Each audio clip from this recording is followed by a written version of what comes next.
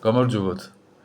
დაახლოებით 10 წლის წინ მოვხვდი ერთ ოჯახში 85 წლის ქალბატონი, რომელიც დაახლოებით 40 კილოგრამს იწონიდა.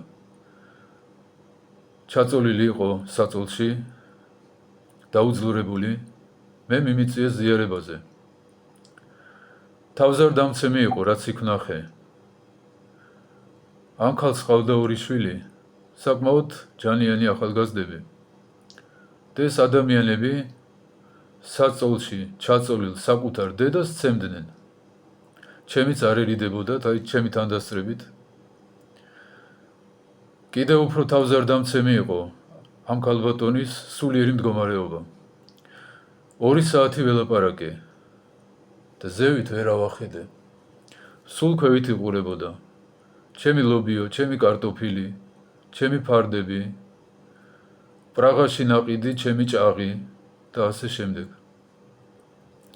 ასეთი მდგომარეობა ადამიანებში უცბად არ ვითარდება. ერთ კვირაში, 2 კვირაში ადამიანი ასე ვერ დამძიმდება, ასე ვერ გაუგუნურდება. მთელი ცხოვრება ეს ადამიანი არასწორი გზით დადიოდა, რამაც შემდეგ თავისი ნაყოფი გამოიღო. ეს ადამიანი ვერ ხვდებოდა, რომ ამ ტკივილს, ამ საშინელებას თვითონ ჩაუყარა საფუძველი. როცა თავის შვილებს ცოდვას ასწავლიდა, როგორც რაღაც დიად მონაპოვარს.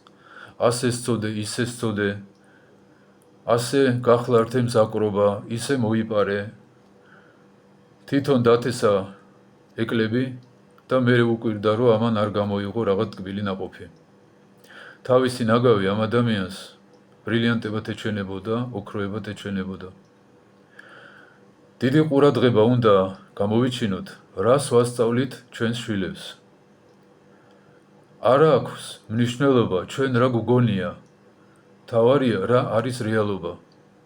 თუ მე მგონია, რომ დალევით ღვინის სმით, ამის სწავლებით, ჩემ შვილებს სიკეთეს გავუკეთებ, ეს მე მგონია. გავა 50 წელი, მე ამის ნაყოფი წინ დამხვდება.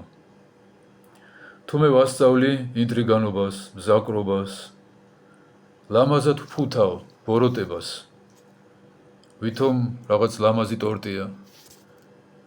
ჩემი შეფუთვით სიბინძურე ტორტად არ გადაიქცევა, სიბინძურე დარჩება და ეს მერე წინ დამხვდება. ნუ გგონია, რომ ღმერთზე ჭკვიანები ვართ, ვისწავლოთ სახარება, ვაკეთოთ რაც იქ წერია და ჩვენ შვილებსაც იგივე ვასწავლოთ. რასაც დავთესავთ, იმას მოვიმკით. ღმერთმა გაგახაროთ.